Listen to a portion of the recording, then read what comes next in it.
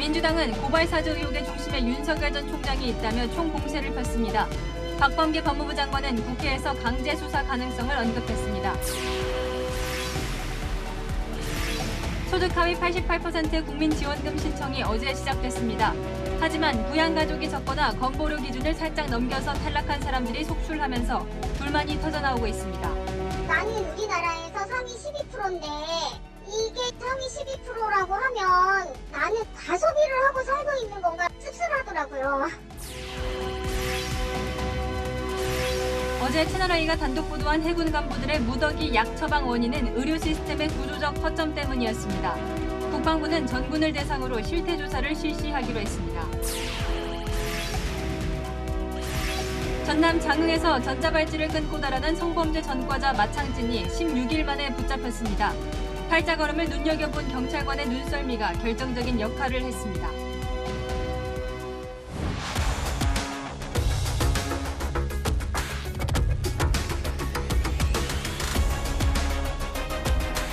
뉴스의 동정민입니다. 이른바 이 고발 사주 의혹이 어디로 튈지 모르는 럭비공 같습니다. 지난 총선 당시 윤석열 검찰총장과 함께 일하던 손준성 검사가 김웅 의원에게 여권 인사 고발을 사주했고 김 의원이 당시 미래통합당에 고발장을 전달했다는 게 이번 의혹의 핵심이죠. 김 의원이 오늘 저희 채널A에 새로운 이야기를 전해왔습니다. 자신이 당시 서류를 전달했던 사람이 이 의혹을 처음 폭로한 인터넷 매체에 제보를 한 사람이고 이 사람은 지금 국민의힘이 아닌 다른 당 대선 주자 캠프에 있다는 겁니다. 자, 아직 당사자들이 속 시원하게 말하지 않고 있어 진실을 밝히는 데 한계가 있지만 최대한 정리해 전해드리려고 합니다. 먼저 김웅 의원이 내놓은 새로운 주장, 안보겸 기자가 보도합니다. 김웅 국민의힘 의원은 검찰의 고발 사주 의혹이 다른 당 대선 후보 캠프에 있는 사람의 조작에 의했을 가능성을 제기하고 나섰습니다. 김 의원은 한 인터넷 매체에 의혹을 제보한 사람으로 지난 총선 때 국민의힘의 전신인 미래통합당 당직자를 지목했습니다. 김 의원은 제보자에 대해 지금은 황당한 캠프에 가 있다면서 국민의힘 쪽 캠프가 아닌 다른 데 들어가 있다고 주장했습니다. 그러면서 제보자의 과거 전력을 문제 삼았습니다. 김 의원은 제보자라는 사람을 확인하니까 옛날에 조작하고 그런 전력이 있었다며 조작 가능성을 내비쳤습니다.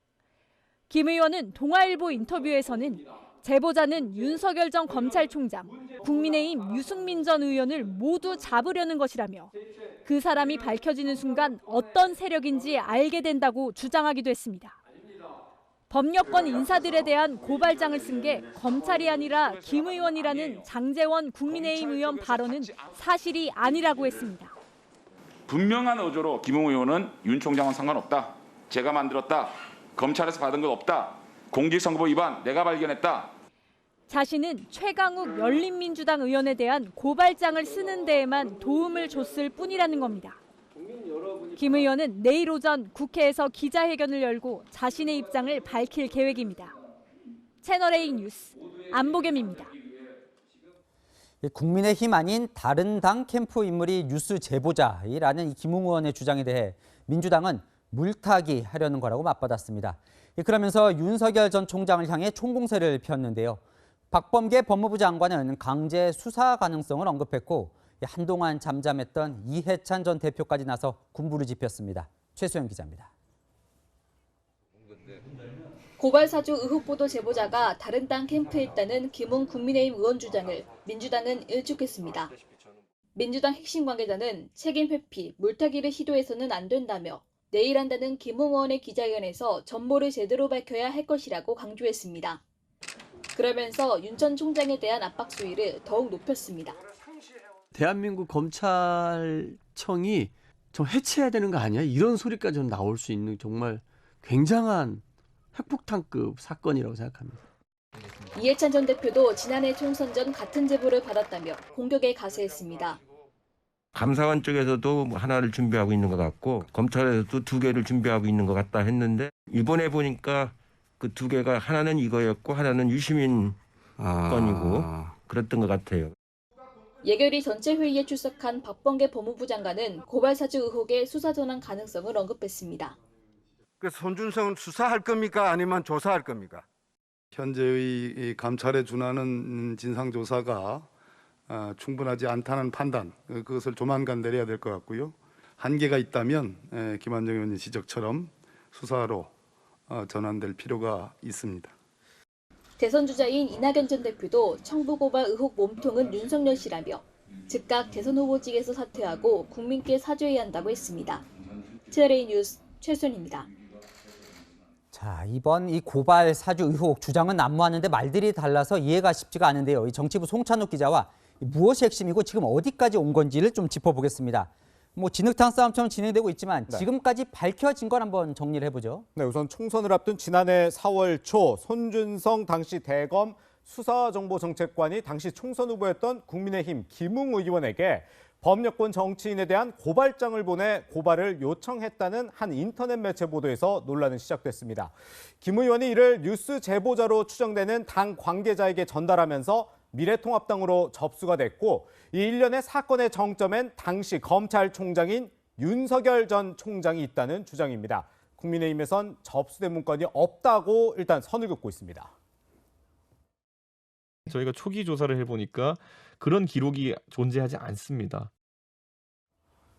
아직 윤 전 총장의 구체적인 지시가 있다는 정황은 나오지 않았고 손준성 검사는 의혹은 전혀 사실이 아니라며 법적 대응을 예고한 상태입니다.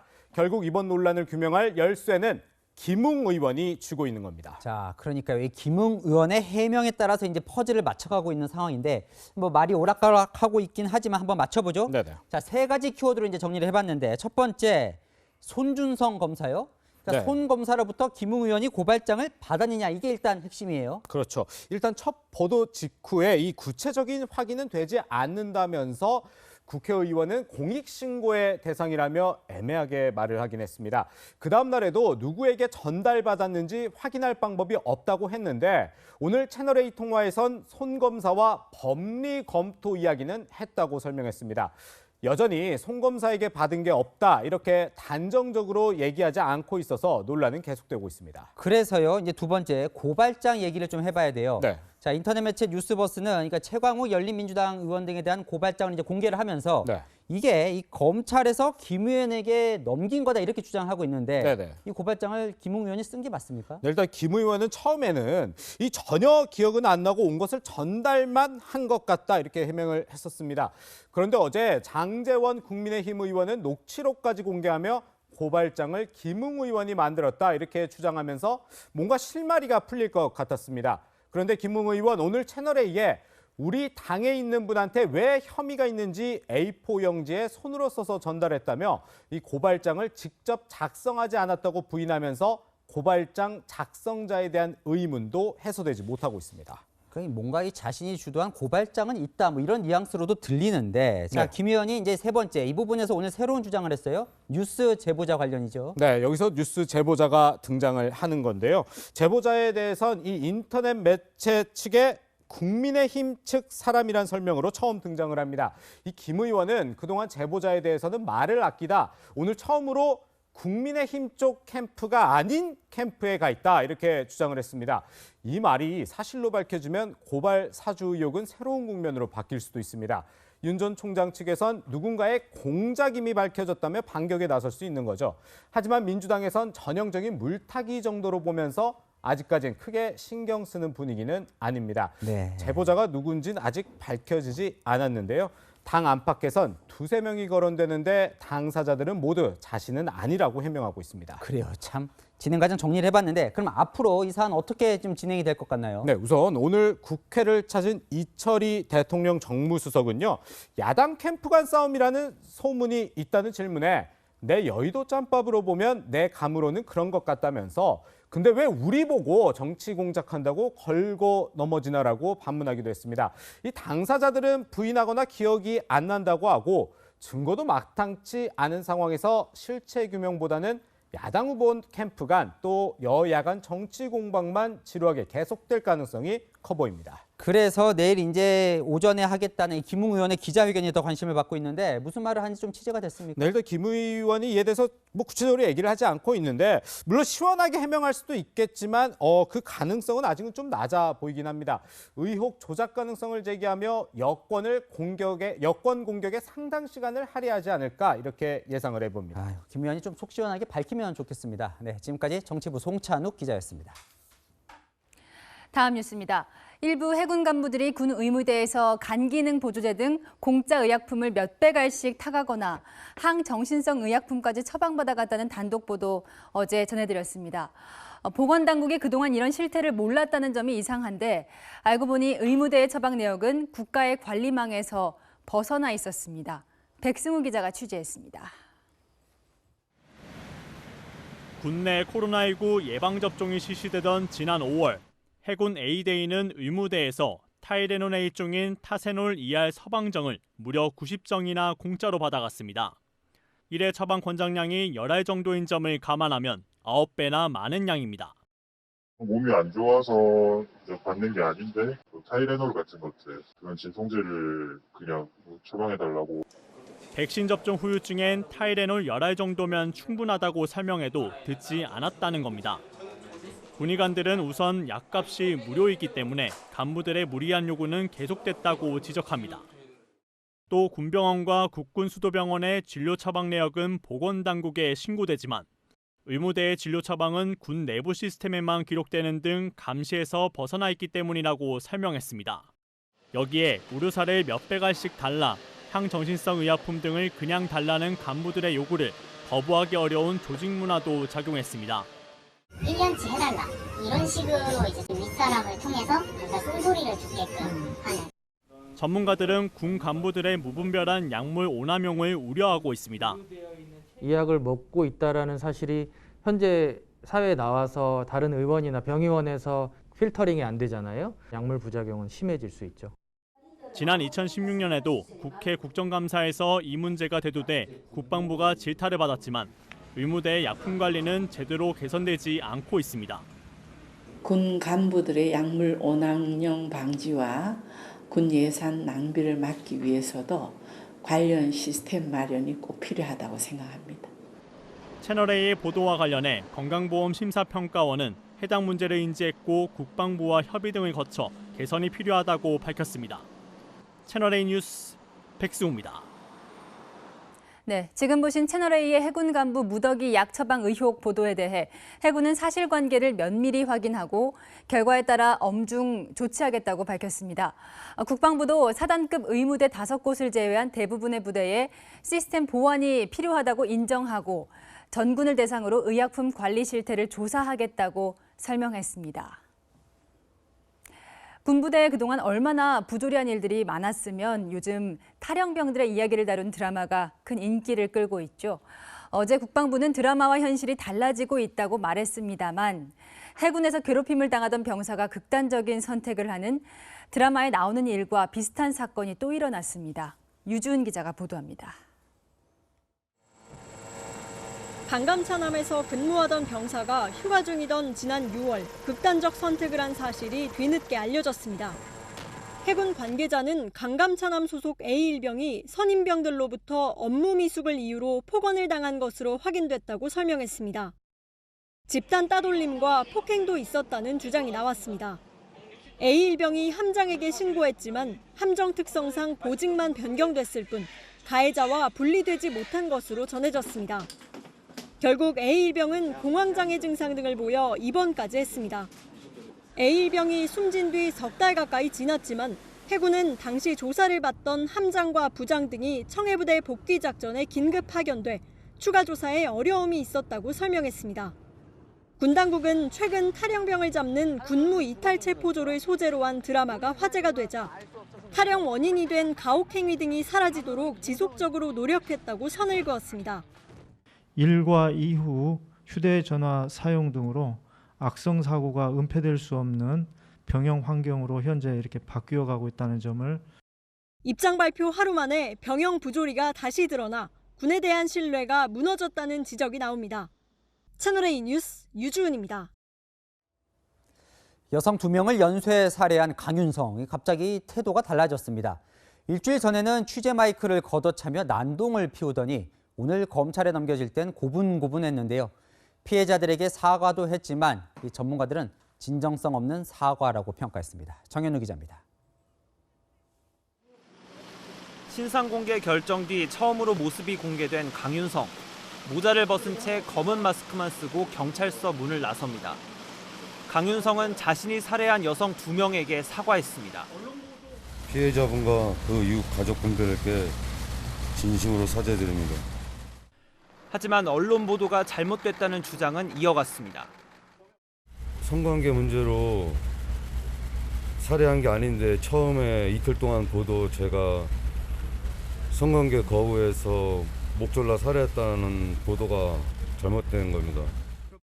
강윤성이 호송차에 오르는 순간 피해자의 지인으로 알려진 한 남성이 욕설을 하며 흐느끼기도 했습니다. 강윤성은 법원 영장 심사 때와 달리 차분했지만 전문가들은 진정성 있는 태도는 아니라고 지적합니다. 사법기관으로 일단 생사 여탈권이 넘어갔잖아요. 지금 보이는 태도가 뭐 진정한 반성이나 죄의식에서 기인한 태도다 이렇게 보기엔 어렵다. 경찰은 강윤성의 범행이 돈 때문이었다고 결론 내렸습니다. 자신의 채무 문제를 해결하기 위해 미리 계획해 첫 번째 여성을 살해했고 돈을 갚지 않으면 경찰에 신고하겠다는 말에 두 번째 여성을 숨지게 했다는 겁니다. 강윤성이 같은 목적으로 제3의 여성에게 연락한 것과 관련해서는 살인 예비 혐의가 적용됐습니다. 경찰은 사건 초기 강윤성의 집과 차량 수색을 부실하게 했다는 지적에 대해 부주의한 측면이 있었다며 잘못을 인정했습니다. 채널A 뉴스 정현우입니다. 전남 장흥에서 전자발찌를 끊고 달아나서 주민들을 공포에 떨게 했던 마창진이 도주 16일 만에 붙잡혔습니다. 이 특유의 팔자 걸음 때문에 덜비가 잡혔다는데요. 홍진우 기자가 보도합니다. 깜깜한 밤, 장흥의 한 전통시장 거리. 순찰차에서 내린 경찰관들이 남성에게 다가갑니다. 남성은 체념한 듯 손을 들고 큰 저항 없이 그 자리에 앉습니다. 성범죄 전과자 50살 마창진이 체포되는 모습입니다. 전자발찌를 끊고 달아난 지 16일 만입니다. 팔자 걸음을 걷는 마창진의 특징을 유심히 살폈던 경찰관의 눈썰미가 검거에 결정적인 역할을 했습니다. 불쌍한 남자가 걸어오는 것을 보고 마창진이가 맞다는 걸 확신하고 검문하여 검거했습니다. 당시 마창진은 술병과 옷이 든 가방을 들고 있었습니다. 붙잡힌 전통시장은 마창진의 거주지에서 도보로 5분 거리. 다른 지역으로 멀리 달아났을 것으로 추정됐지만 정작 주거지 인근에서 발견된 겁니다. 체포하는 과정에서 본인이 자수하려고 그렇게 했다 그렇게 말을 했고 이제 오랫동안 밥을 못 먹어서 힘들다.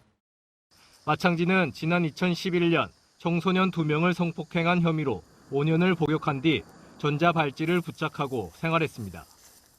지난 7월 여성을 성폭행한 혐의로 고소를 당해 경찰 수사를 받던 중 전자발찌를 훼손하고 달아나 공개 수배됐습니다. 마창진의 신병을 넘겨받은 광주보호관찰소는 도주 이유와 함께 추가 범죄 여부를 밝히는데 수사력을 모으고 있습니다. 또 조사를 마치는 대로 구속영장을 신청할 방침입니다. 채널A 뉴스 홍진우입니다. 자, 이러려면 전자발찌를 왜 채웠나 하는 사건도 벌어졌는데요. 이 전자발찌를 찬 성범죄 전과자가 버젓이 방송국 PD라고 사칭하며 여성들에게 접근하는 일이 발생하고 있습니다. 이 피해자가 여러 명인데도 이 불러내는 것만으론 이 처벌할 방법이 없어 속수무책입니다. 홍지은 기자입니다. 자신을 방송국 PD라고 소개한 40대 남성이 대학생 최고은 씨에게 접근한 건 지난 1월. 자신이 만드는 예능 프로그램에 출연시켜주겠다고 제안했습니다. 더 나아가서 어떤 교양 프로그램 리포터라든지 이런 기회를 더 자기가 줄 수 있다. 얼마든지 줄 수 있다고 그렇게 얘기를 하더라고요. 하지만 최 씨는 갑작스러운 제안에 방송국에 확인을 했습니다. 동명의 PD가 있었지만 자신이 만난 남성이 아니었습니다. 남성이 성범죄 전과자란 사실도 알게 됐습니다. 성범죄로 징역 3년 6개월을 선고받고 지난해 12월 전자발찌를 차고 출소한 겁니다. 바로 전자발찌를 차고 있는 사람일 거라고는 더더욱 예상을 하지 못했던 것 같아서 지금도 굉장히 무섭죠. 같은 수법으로 피해를 본 사람이 많아지면서 올해 2월 PD 사칭 피해자 모임까지 꾸려졌습니다. 보호관찰관도 이런 사실을 파악하고 수차례 경고한 뒤 수사를 의뢰했습니다. 하지만 경찰은 구체적인 범죄 피해 사실이 없다며 전자장치 부착법 위반 혐의로만 검찰에 송치했습니다. 그러니까 범죄가 나오길 기다리는 그런 형국이니까 전자발찌라는 건 이 습성이 있고 어쨌든 성범죄를 저지른 사람들이잖아요. 그런데 이게 사실 재발 방지에 궁극적인 대책은 되지 않고 보호관찰관의 지시를 위반할 경우 더 무겁게 처벌해야 한다는 지적이 나옵니다. 채널A 뉴스 홍지은입니다. 네. 택배 대리점 소장의 안타까운 죽음 이후 다른 대리점에서도 민노총 소속 택배기사들이 폭력적인 언행을 했던 일들이 속속 드러나고 있습니다. 을 중에 을인 아르바이트생 앞에서 폭력적인 행동을 하거나 대리점 소장에게 노조가 허락한 사람만 채용하라고 압박하기도 했습니다. 김태욱 기자입니다. 사무실로 걸어 들어오는 남성. 뒤따라온 남성이 말을 걸자 들고 있던 장갑을 던지고 위협적으로 다가갑니다. 언쟁을 이어가다 손으로 책상을 내리치더니 끝내 엎어버립니다. 주변에 누구 하나 말리는 사람이 없습니다. 지난 3월 경남의 한 택배 대리점. 아르바이트생이 택배 상자 분류 업무를 하다 봉변을 당했습니다. 평소 아르바이트생은 택배 기사별로 상자를 분류해 쌓아놓으면 되지만 이 아르바이트생은 번지수별로도 구분하라는 지시를 받았습니다. 이를 거부하자 책상이 뒤집어지는 소란이 생겼습니다. 이것도 갑질이죠. 지금은 번지 따로 아파트 따로 이렇게 구분을 해놓으라는 거예요. 경기도의 또 다른 대리점에서는 노조가 택배기사 계약에도 압력을 가하는 내용의 녹취 파일이 공개됐습니다. 노조가 허락한 사람만 계약하라고 협박한 겁니다. 노동조합이 허락하지 않는 사람이 들어오는 순간 전쟁이야. 내 사람만 같아. 내가 면접 봐도 내가 넣을. 인사권과 경영권은 대리점 소장의 권한이지만 파업을 볼모로 삼다 보니 거부하기도 쉽지 않습니다. 그냥 울며 겨자 먹기 식으로 그냥 눈을 감고 노동조합이 희망하는 기사님과 신규 계약을 맺기도 하는 사례가 있습니다. 채널A는 해당 노조 간부의 해명을 듣기 위해 수차례 연락을 시도했습니다. 해당 간부는 죄송하다는 말만 하고 전화를 끊어 구체적인 해명을 듣지 못했습니다. 채널A 뉴스 김태욱입니다. 네, 찬바람이 불면서 감기와 독감 걱정도 시작됐죠. 다음 주부터 독감 백신 접종도 시작됩니다. 코로나 백신과 비슷한 시기에 맞아도 괜찮은 건지 황규락 기자가 알아봤습니다. 오는 14일부터 독감 백신 접종이 시작됩니다. 고령층의 경우 독감에 걸리면 치명적인 만큼 백신 접종이 필요하지만 부득이하게 코로나19 백신 접종과 일정이 겹칠 수도 있습니다. 방역당국은 이런 경우 코로나19와 독감 주사를 같은 날 접종하되 각각 다른 팔에 접종하도록 권고하고 있습니다. 접종 후 나타날 수 있는 국소 반응을 구분하기 위해서입니다. 고위험군인 고령층이 아니어도 독감 백신을 맞는 게 좋습니다. 열과 기침, 근육통 등 독감과 코로나19의 증상이 비슷한데 만약 독감 백신을 맞은 경우라면 코로나로 간주하고 빨리 대응할 수 있기 때문입니다. 독감 예방주사를 안 맞았을 때는 독감일 가능성이 굉장히 많거든요. 독감 예방주사를 맞아두면 그래도 독감은 아니니까 빨리 코로나19에 대해서 더 조사를 하게 되고 전문가 역시 두 백신을 동시에 맞는다 해도 이상 반응이 배로 나타나지는 않는다고 말합니다. 다만 급하지 않다면 코로나19 이상 반응 대응을 위해 2주 간격을 두는 게 낫다고 설명합니다.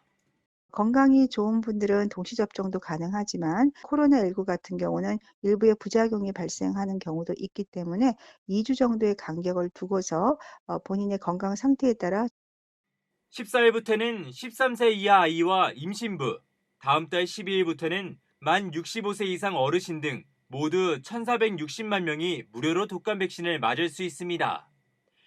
여기에 해당되지 않는 일반인은 14일부터 근처 병원에 연락해 유료로 독감 백신 접종이 가능합니다. 채널A 뉴스 황규락입니다. 네, 국민지원금 지급 대상에 해당하는지 확인해 보셨습니까? 소득 하위 88% 국민들에게 준다는데 못 받게 된 사람들도 자신이 왜 상위 12%에 해당하는지 도무지 모르겠다는 반응입니다. 안건우 기자입니다.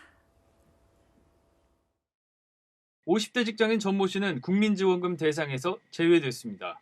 코로나19 이후 주말 근무가 늘었는데 이때 받은 수당 때문에 건강보험료 커트라인을 1,500원 더 넘긴 겁니다.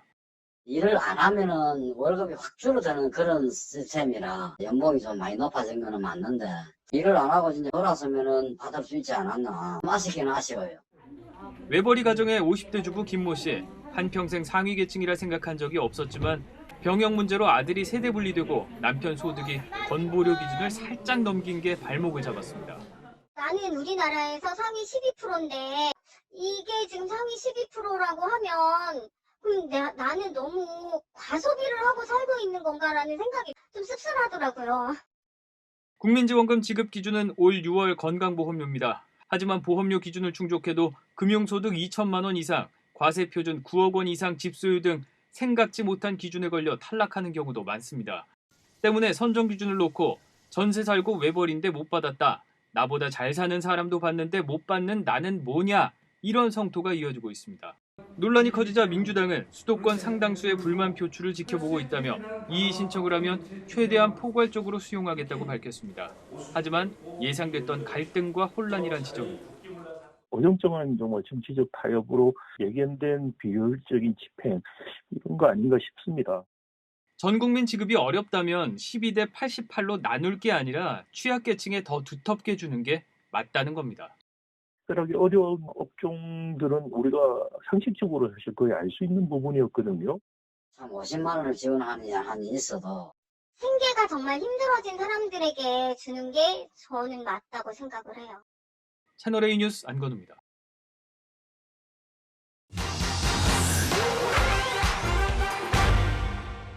소득 하위 88% 국민에게 1인당 25만 원씩을 주는 5차 재난지원금 신청이 어제 시작됐습니다.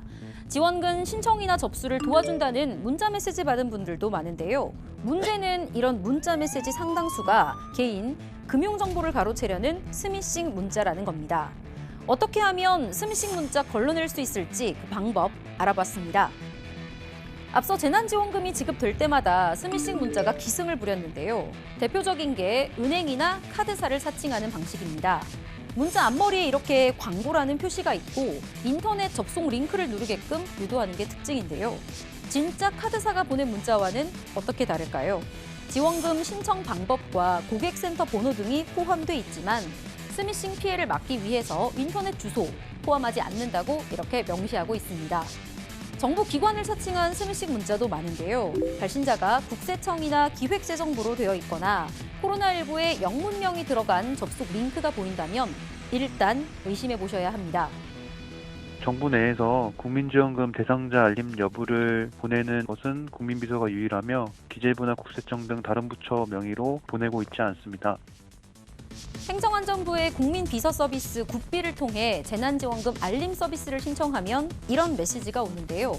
첨부된 접속 링크로 들어가도 국민지원금 사용처에 대한 안내만 나오고 개인, 금융정보 입력을 요구하지 않습니다. 요즘은 토스나 카카오뱅크 같은 핀테크 앱으로도 재난지원금 신청하는데요.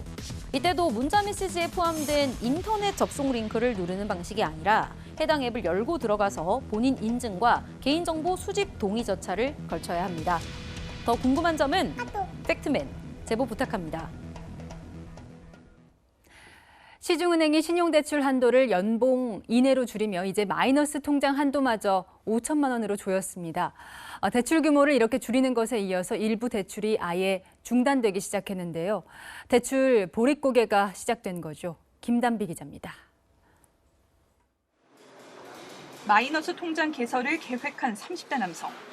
주요 은행이 마이너스 통장의 한도를 5천만 원 이내로 줄였다는 소식에 사업 계획을 당장 바꿔야 할 처지에 놓였습니다. 한 달, 두 달 사이에 갑자기 한도가 절반으로 준다든지 금리가 몇 퍼센트가 갑자기 오른다든지 하는 건 솔직히 거기까지는 생각을 못했었거든요. 사업하는데 애로 사항이 많은 상태입니다. 우리와 하나, 신한은행에 이어 KB국민은행까지 마이너스 통장 대출 한도 축소 대열에 가세했습니다. 신용대출 규제로 대출 수요가 마이너스 통장으로 몰릴 것을 대비해 선제적으로 은행들이 나선 겁니다. NH농협은행은 지난달 부동산 담보대출과 전세대출 판매를 중단했고 이후 주요 은행들이 신용대출 한도마저 연봉 이내로 축소했습니다. 가계대출 증가율을 5, 6% 넘지 않도록 하라는 금융당국의 규제에 따른 건데 불과 몇 주 사이에 은행권 전반으로 대출 중단 사태가 확산되면서 실수요자 사이에선 불만의 목소리가 적지 않습니다. 아파트 담보대출은 받았는데 7천이 더 필요한 상황이라서요. 이 신용대출도 줄었다고 해서 안 되면 그냥 눈 딱 감고 마통이라도 뚫어야 하는 상황입니다. 속도가 조금 지나치게 빠른 듯한 느낌은 듭니다. 가계부채에 대한 증가 속도를 억제할 필요성은 대체로 인정되는데 현재는 지금 모든 실수요자들의 수요까지 다 틀어막는 방식으로 진행되고 있단 말이에요. 가계대출 규모를 관리할 필요는 있지만 규제 속도는 조절이 필요하다는 지적입니다. 채널A 뉴스 김단비입니다. 오늘 더불어민주당 경선 주자들의 TV 토론회가 열렸습니다. 이재명 경기지사의 압승으로 끝난 이 충청 지역 경선 이후 첫 번째 토론회였죠. 그래서였을까요? 명락대전이라 불렸던 이재명, 이낙연 두 후보의 치열한 공격이 사라졌다는데요. 달라진 토론회 풍경을 김철웅 기자가 보여드립니다. 더불어민주당 대선 주자들은 오늘 대구 경북 지역 토론회를 가졌습니다. 지난 주말 충청권 순회 경선 이후 첫 토론회인데 이재명, 이낙연 후보 과거와 달라진 모습이 확연했습니다. 첫 순회 경선에서 과반을 득표한 이재명 경기지사는 포용력을 강조하며 부드러운 모습을 보였습니다. 인력 양성이나 이런 부분에 대해서는 전혀 말씀이 없으세요? 지적이 아주 정확합니다. 인재도 필요하고 인재를 양성하는 기관도 당연히 필요하죠. 그래서 상당한 질문을 하고 계신 거예요. 아니죠. 이낙연 전 대표는 토론회 직전 네거티브 공세를 중단하겠다며 전략 변화를 선언했습니다. 네거티브 규정이 과도한 측면이 있습니다. 그러나 그런 오해도 받지 않는 것이 더 낫겠다. 더 자제해야 할 것이라고 생각합니다. 5대 비위행위, 음주운전, 성폭력, 성희롱, 술의 횡령에 연루된 공직자는 아주 가혹한 조치를 취했어요. 네. 혹시 본인에게도 이런 기준을 이렇게 연상해 보신 적이 있습니까? 토론회에서도 사생활 등 네거티브 공세는 사라졌고 정책 관련 질문 답변이 줄을 잃었지만 신경전도 있었습니다. 네, 앞서 나는 할 수 있다 얘기를 계속 반복하신 거였고 의원님께서 안 듣고 싶으신 것이고요. 대선 주자들은 지역과 인연을 강조했습니다. 2년 반 동안 안동에서 사병으로 군대 생활을 했습니다. 그리고 저의 아내가 포항 사람이고요. 대구는 저의 탯줄을 묻은 곳입니다. 또 대구는 그 자체로 저의 위안입니다. 대구 경북에서 민주당 하기가 북극에서 바나나 키우는 것보다 어렵다는 말이 있습니다. 민주당 주자들은 이번 주말 대구 경북과 강원에서 순회 경선을 갔습니다. 채널A 뉴스 김철웅입니다. 국민의힘도 오늘 경선 후보 12명이 모여서 공약 발표회를 열었습니다. 윤석열 전 검찰총장은 일자리 공약 발표에만 집중했고 홍준표 의원은 윤 전 총장과 이재명 경기지사를 동시에 공격했습니다. 조영민 기자입니다. 역선택 방지 조항을 둘러싼 갈등이 봉합된 후 처음 한자리에 모인 국민의힘 대선 주자들. 당내 1, 2위 주자인 윤석열, 홍준표 두 사람은 악수만 나눌 뿐 별다른 얘기는 나누지 않았습니다. 홍 의원은 7분간의 공약 발표에서 당 안팎 경쟁자를 때리는 데 집중했습니다. 정치력 없는 사람이 대통령이 되면 허수아비일 뿐이라며 윤 전 총장을 겨냥했고 민주당 이재명 경기지사를 포퓰리즘의 대명사 우고 차베스 전 베네수엘라 대통령에 빗대기도 했습니다.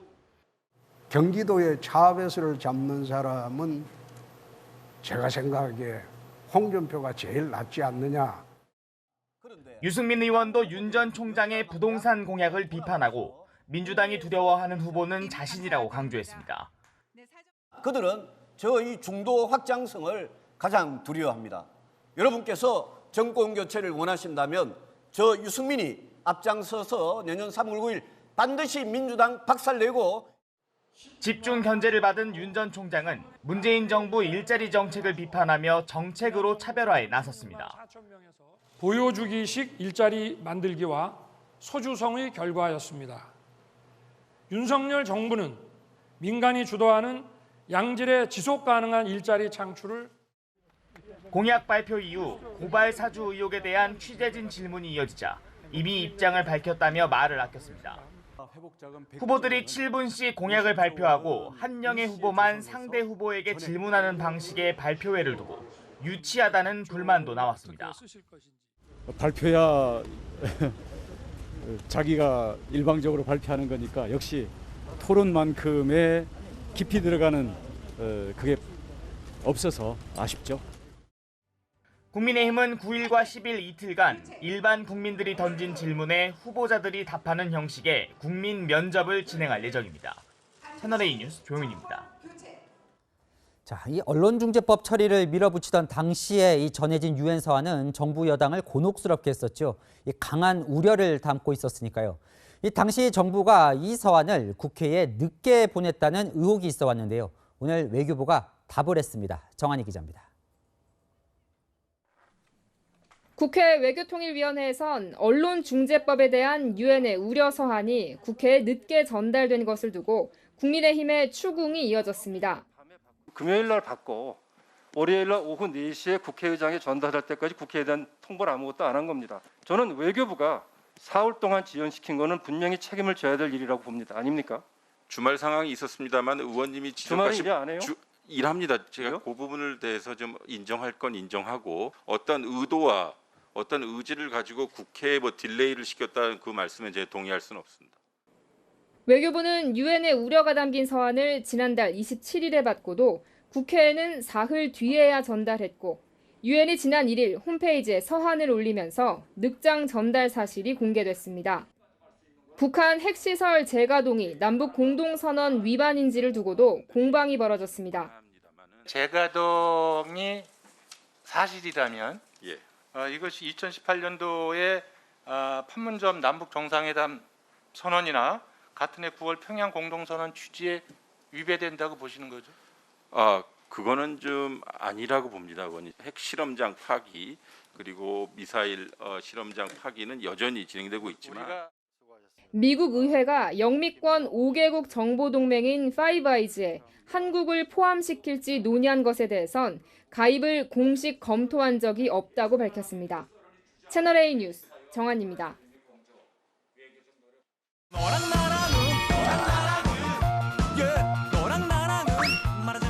네, 여랑야랑 오늘은 정치부 이현수 기자 나왔습니다. 첫 번째 주제 볼까요? 여야 주자들 하다 드라마로 싸움이 났습니까? 무슨 드라마예요? 네, 넷플릭스 드라마 DP입니다.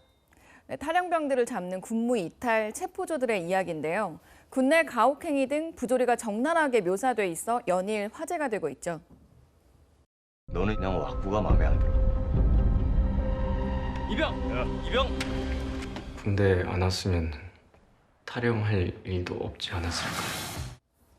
네, 이 국방부는 지금은 달라졌다 이러면서 좀 불편한 것 같기도 하던데 이 대선 주자들이 이게 인기가 있으니까 또 한마디씩 했나 보군요. 네, 경쟁적으로 분노하는 후기들을 올리고 있습니다. 여권의 이재명 경기지사는 야만의 역사다, 청년들에게 미안하다면서 군을 바꾸겠다고 했고요.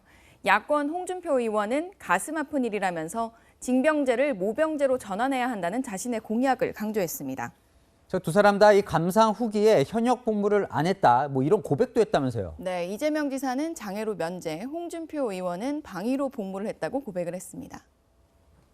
군필 미필 얘기는 참 슬픈 얘기여서 좀 안 하고 싶은데 대한민국의 장애인 여러분들이 모두 느낄 수밖에 없는 그런 서러움 같은 건데 80년 5월부터 81년 6월까지 고향의 방위소득 받으러 내려가기가 창피해서 처갓동네에 여기 왔습니다. 방위소득을 신청용했습니다. 근데 이제 아까 제목에 드라마로 싸움이 났다 이런 표현을 했는데 무슨 싸움이 벌어졌을까요? 네, 홍준표 의원이 이제 드라마를 본 뒤에 모병제를 강조하자 같은 당 대선 주자죠. 유승민 의원이 비판을 하고 나섰습니다. 우리나라는 아직 모병제를 못할 이유가 많다면서 부조리한 군 문화 개선과 모병제 전환은 별개라고 지적을 했고요. 민주당 박용진 의원도 모병제만으로 군 부조리가 해결되진 않는다고 꼬집었습니다. 그러니까 이 드라마 인기에 편승하려는 걸 좀 지적하는 거군요. 네, 그렇습니다. 대선 주자들 2030 세대, 그중에서도 20대 남성, 이대남들에게 적극적으로 어필하려는 시도로 보이는데요. 소통에 나서는 건 좋지만 정책은 꼼꼼히 잘 따져보고 추진해야 하지 않을까 싶습니다. 네, 다음 주제 보겠습니다. 돌변한 곳간지기, 홍남기 경제부총리 어떻게 달라졌을까요? 네, 어제 오늘 나라의 곳간 상황에 대한 질문을 받은 홍남기 부총리 전혀 다른 대답을 내놨는데요. 영상으로 준비해봤습니다. 대한민국 경제가 쌀떡 경제입니까? 왜 곳간이 비어간다는 표현을 하셨습니까?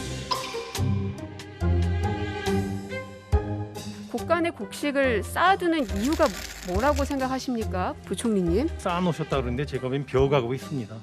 텅텅 비어 있습니까? 예, 상당 부분 어렵습니다. 어느 나라보다도 가장 양호한 수준이고요. 저희 재정은 아직까지 선진국에 비한다면 상당히 탄탄하고. 그래서 이 곳간이 비었다는 겁니까? 여전히 차 있다는 겁니까? 네, 어제 이 곳간이 비었다라는 발언을 두고 야권에서는 홍 부총리가 문재인 정부 문제점을 드디어 인정했다. 나라 곳간을 거덜내고 유체 이탈 화법을 쓴다 등 여러 반응이 나왔는데요. 오늘 홍 부총리는 곳간이 비어간다는 표현이 자극적이었다면 고쳐서 말씀드리고 싶다며 정정했습니다. 홍 부총리가 이 취임 1000일인가요? 네, 맞습니다. 맞았죠? 네, 기재부 최정수 장관인데 나라 곳간 어떻게 탄탄하게 잘 지켰습니까? 네, 역대 정부의 국가 채무 증가액을 한번 비교해 봤습니다. 노무현 정부 때 143조 원대, 이명박 정부 때 180조 원대, 박근혜 정부 때 170조 원대, 그리고 문재인 정부 5년 동안 약 408조 원대에 이를 것으로 보입니다. 과거 어느 정부와 비교해도 2배를 훌쩍 넘는 수준입니다. 저 숫자가 이 곳간을 잘 못 지켰다 이걸 말해주는 것 같은데요. 네, 그 곳간을 채우고 있는 게 모두 혈세라는 걸 홍 부총리도 모를 리 없겠죠. 내년 예산 잔뜩 늘려놓고 이 차기 정부 들어서는 2023년부터 이 지출을 줄이겠다는 이 홍 부총리의 말도 떠오릅니다. 열왕야랑이었습니다.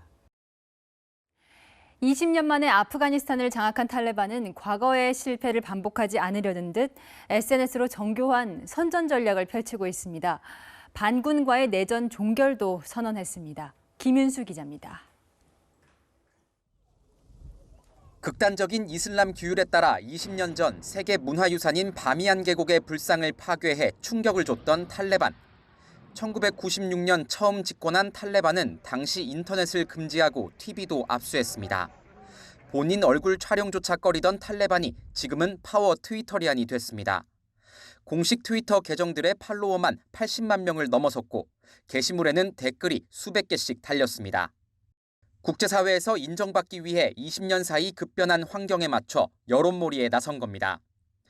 SNS로 존재감을 과시하던 탈레반은 저항군의 마지막 거점 점령 소식과 새 정부 출범 계획도 전했습니다.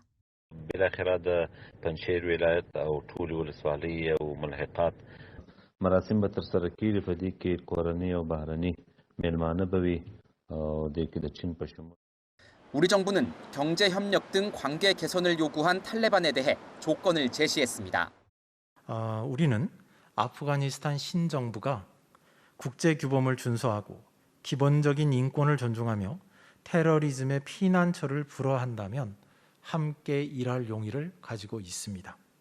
국제사회에 유화적 메시지를 계속 보내지만 히잡 차림의 여학생들을 커튼으로 분리해 진행하는 수업 모습이 공개되는 등 여성 인권 탄압 논란은 여전합니다. 미군이 지난달 말 철수 작전을 마친 뒤 미국인들이 처음 탈출했다는 소식도 전해졌습니다. 항공기가 아닌 육로를 통해 인접국으로 대피했지만 미 당국은 도움을 준 국가와 경로에 대해선 말을 아꼈습니다. 채널A 뉴스 김윤수입니다. 철통 경비를 자랑하는 이스라엘의 교도소에서 영화 쇼생크 탈출 같은 일이 벌어졌습니다. 팔레스타인 수감자 6명이 숟가락만으로 땅굴을 파서 탈옥한 겁니다. 박수유 기자가 보도합니다. 교도소 화장실 세면대 아래 작은 구멍을 통해 길이 20m에 달하는 땅굴이 이어집니다.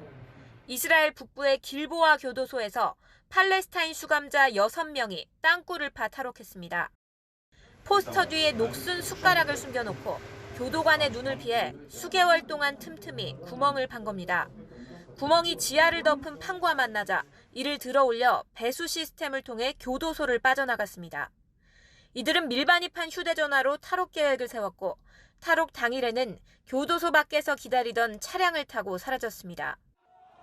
탈옥자 중 한 명은 팔레스타인 최대 정파인 파타운동 산하 무장 조직의 전직 사령관. 살인 미수를 포함 20건 이상의 범죄로 재판이 진행 중이었습니다. 다른 5명은 이슬람 지하드 조직원으로 일부는 종신형까지 선고받았습니다. 팔레스타인에서는 이들의 집단 탈옥을 반기는 행진이 이어졌습니다. تمكن عدد من أسرنا البواسل الأبطال من كسر إرادة السجان وانتزاع حريتهم بهذا الإبداع هو انتصار للإرادة والعزيمة. 길보아 교도소는 이스라엘에서 보안 등급이 가장 높은 곳입니다. 교도소 측은 이들의 탈출 사실을 확인한 뒤 남은 수감자 400여 명을 다른 곳으로 이동시켰습니다. 또 이스라엘 당국은 탈옥범들을 찾기 위해 헬기와 드론까지 투입해 대대적인 수색 작업을 진행하고 있습니다. 채널A 뉴스 박수입니다. 신라의 왕성, 월성 주변에서 사람을 제물로 바친 흔적이 나왔습니다. 주춧돌 아래에서 135cm의 가냘픈 성인 여성의 유골이 나왔는데 건물이 무너지지 않게 하기 위해서 희생된 것으로 보입니다. 강병규 기자입니다. 경북 경주 월성 서쪽 성벽. 그 아래 1600년 동안 잠든 유골이 모습을 드러냅니다. 20살 정도의 성인 여성, 키는 135cm로 왜소합니다. 뼈의 상태로 볼 때 배불리 먹지 못한 낮은 신분으로 보입니다. 2017년 발굴된 50대 남녀와 한날 한시에 묻혔습니다. 똑바르게 하늘을 보면서 있는 신전장이라고 하는 자세를 취하고 있습니다. 외상을 통해서 죽지는 않았고 죽은 이후에 이러한 저희가 발견된 장소로 들어왔던 것으로. 인신공희, 사람의 몸을 제물로 바쳐 건물이 무너지지 않도록 하는 풍습의 흔적입니다. 유골 3구가 성벽 중심 골조와 나란히 묻혔고 각종 장신구와 의뢰용 동물뼈, 토기도 함께 발견됐기 때문입니다. 그동안 월성 주변에서 발견된 나머지 유골 23구는 월성 축조와 관련이 있지만 인신공희 여부는 확인된 바 없습니다. 너비 40m, 높이 10m 이상 규모의 신라 왕성 월성은 문헌보다 250년가량 늦은 4세기 중엽부터 축조된 것으로 확인됐습니다. 돌과 흙으로 짓는 성벽을 더 견고하게 하기 위해 볏짚 등을 사용한 사실이 이번 연구에서 새롭게 밝혀졌습니다. 고도의 축성 기술로 삼국 통일을 이룬 신라의 모습을 엿볼 수 있습니다. 채널A 뉴스 강병규입니다. 동양인 최초로 프랑스 파리 오페라 발레단의 수석 무용수 에뚜알이 된 발레리나죠. 박세은 씨가 역대 최연소 인촌상 수상의 영예를 안았습니다. 이현용 기자입니다. 국립 파리 오페라 발레단은 발레 종주국 프랑스의 자존심. 박세은 씨는 동양인으론 300여 년 역사상 처음으로 수석 무용수가 됐습니다. 올해 32살, 박 씨는 발레리나 최초이자 역대 최연소 인촌상 수상자로 선정됐습니다. 다른 언어로 또 다른 스타일을 처음부터 익혀서 그런 것들을 위로를 해주시고 그래서 주신 상이 아닐까 그런 생각이 들어요. 30대 수상자는 안철수 전 서울대 융합과학기술원장 이후 이번이 2번째입니다. 좋은 영감을 받으면서 갈 수 있도록 제가 더 앞서서 잘 하고 싶다는 생각이 들었어요. 교육은 아주자동차대학이, 인문사회는 이종화 고려대 교수, 과학기술은 선양국 한양대 교수가 선정됐습니다. 아주자동차대학은 26년간 자동차 기술인을 양성했고 이종화 교수는 경제성장과 인적자본 분야 세계적 권위자로 인정받았습니다. 선양국 교수는 2차 전지 연구로 전기차 발전에 이바지했다는 평입니다. 인촌상은 인재 양성 없이는 민족적 자강을 이룰 수 없다는 인촌 김성수 선생의 뜻을 잇기 위해 지난 1987년 제정됐습니다. 시상식은 다음 달 8일 열리고 수상자에겐 각각 상금 1억 원과 메달이 수여됩니다. 채널A 뉴스 이현용입니다.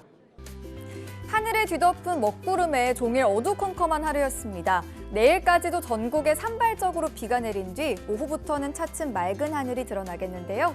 수도권과 충남은 내일 아침까지, 강원과 충북, 전북은 낮까지, 그리고 경북 지역은 밤까지 비가 이어지겠고요. 경남은 내일 오후부터 밤사이 비가 오락가락 내리겠습니다. 내일까지 예상되는 강수량은 울릉도와 독도에 30에서 80mm, 영동 지역에 10에서 40mm, 수도권 등 그 밖은 최고 20mm 정도로 예상됩니다.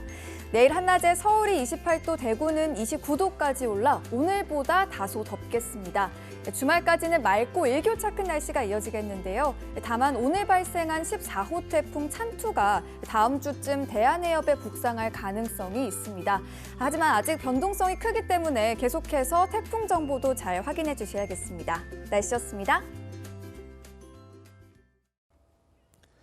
공급 시장을 통제해서 거래 절벽을 초래했다. 잦은 조세 변경으로 국민들의 피해가 양산됐다.